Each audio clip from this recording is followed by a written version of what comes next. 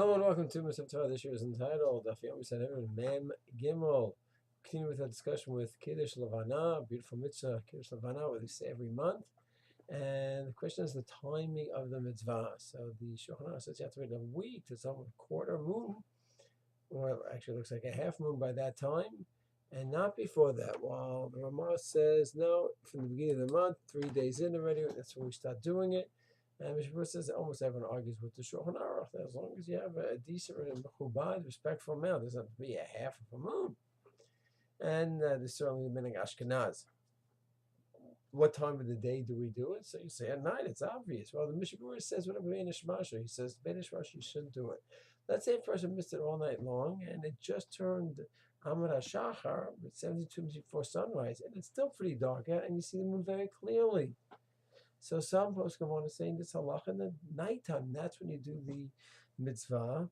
Others say no. The criteria is it light enough that you can get hana from? Let's say the clouds are out and there's a thin layer of clouds and it still shines through. You could see it shining onto the floor, as the Mishnah says. So then that means that's the barometer that's light enough, bright enough that you can go ahead and do the Kiddush Levana. So some poskim want to say 10, 15 minutes after Amar HaShachar. It's true, technically, it's day after Amud Shachar. But the bottom line is what?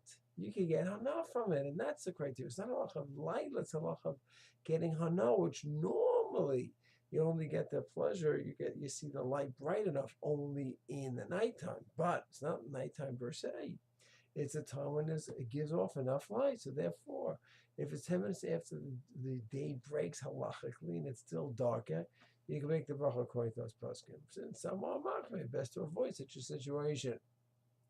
What about if the moon is covered by the clouds, thick clouds? You cannot make a bracha.